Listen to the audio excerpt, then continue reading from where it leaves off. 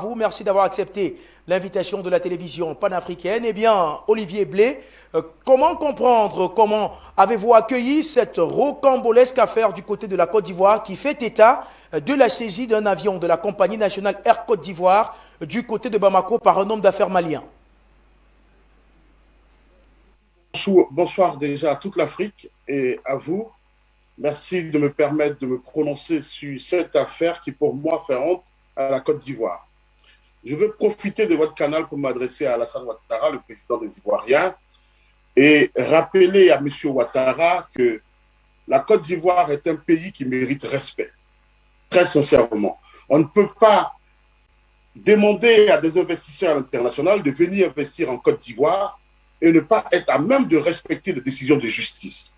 L'expropriation que Ouattara a débuté depuis de longues années en Côte d'Ivoire, expropriant des populations démunies, des gens affamés, les mettant dans des conditions de précarité sans précédent, il poursuit et il essaie d'internationaliser sa mauvaise gestion de l'État de Côte d'Ivoire.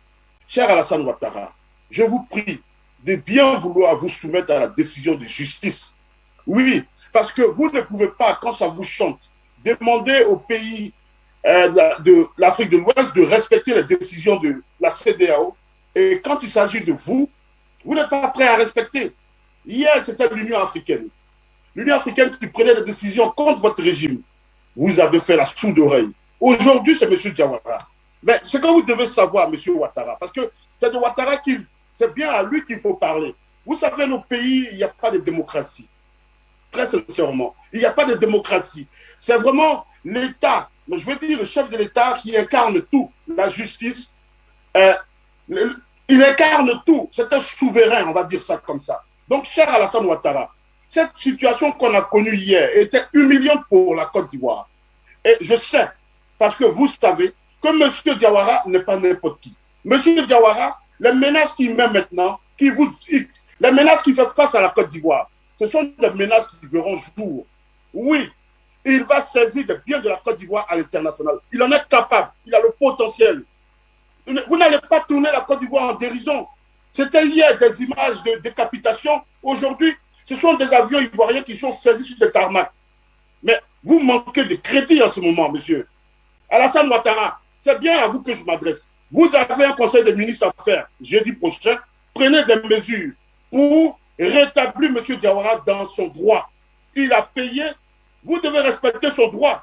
Ce n'est pas les personnes que vous expropriez en Côte d'Ivoire et comme on dit à Abidjan, et ça ne va nulle part. Diawara ne vous laissera pas tant que vous n'aurez pas reconnu son droit. Il faut respecter le droit de M. Diawara. C'est très important parce qu'on ne peut pas avoir un pays qui lui manque de crédit et qui continue de susciter le doute dans l'esprit des investisseurs à l'international. Des décisions de justice sont prises et jamais vous obligez à vous soumettre. Mais attends, on est où là? On est au Far West? C'est pas possible. On ne gère pas un État comme, même si on sait que votre régime est rempli de narcotrafiquants, mais on n'est pas dans un fumoir à Abidjan. On parle là d'un État de la Côte d'Ivoire.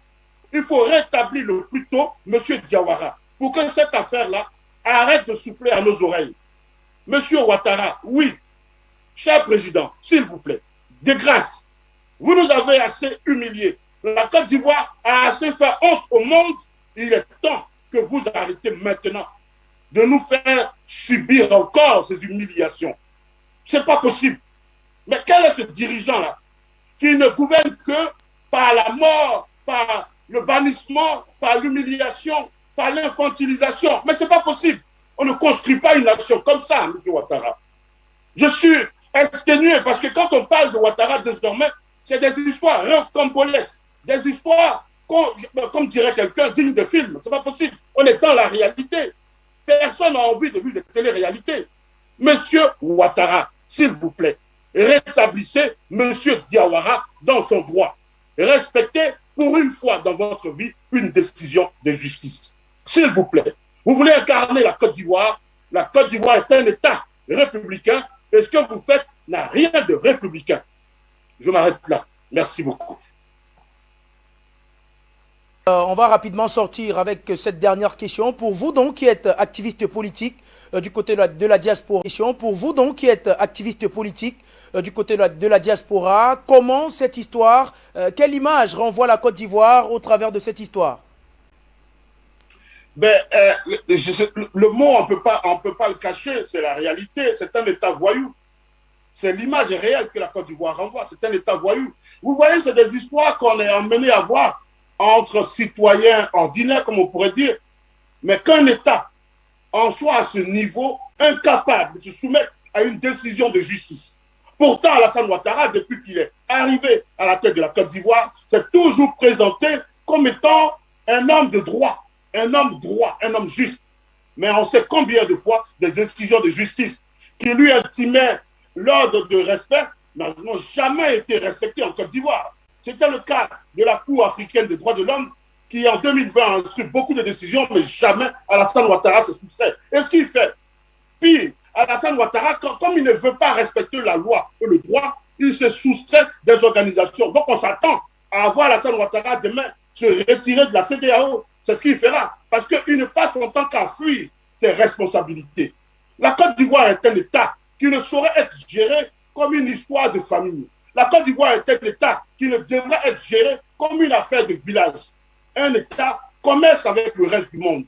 Et dans les liens commerciaux quel cas l'État, il y a ce qu'on appelle le respect des engagements pris. Il y a le respect des décisions de justice.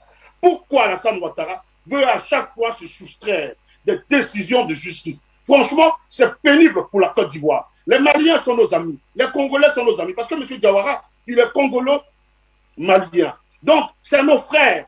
On ne peut pas, il n'arrive pas à faire ça aux Occidentaux. Pourquoi il le fait à un frère africain? Pourquoi il le fait à un Africain qui croit en cette relation d'investissement sud-sud, qui vient et qui veut investir en Côte d'Ivoire? Pourquoi Ouattara lui donne les désespérés de la Côte d'Ivoire? Pourquoi? Ouattara n'est qu'un transit qui passera. Et après lui, certaines personnes verront et gouverneront la Côte d'Ivoire. Mais que va-t-il laisser comme image de cette Côte d'Ivoire? Une terre où on décapite les lois, où on décapite les humains? Non. Et à un moment, il faut arrêter, il faut être sérieux. Et Ouattara doit être sérieux maintenant. Cette histoire-là doit s'arrêter pour ne pas qu'elle fasse la une des médias à l'international, parce que nous, on ne supporte pas, en tant que diaspora, qu'on nous rabâche aux oreilles, qu'on a le plus, j'ai pas envie de dire, mais on a un piètre président. Parce que les gens le disent maintenant. Les voix s'élèvent. Ça s'entend au Burkina, ça s'entend au Mali et en Guinée. Des gens qui hier acclamaient Ouattara, aujourd'hui disent autre chose. Et on en a honte, parce que Ouattara est notre président. Cher président, de grâce, ne gérez pas notre pays comme votre foyer.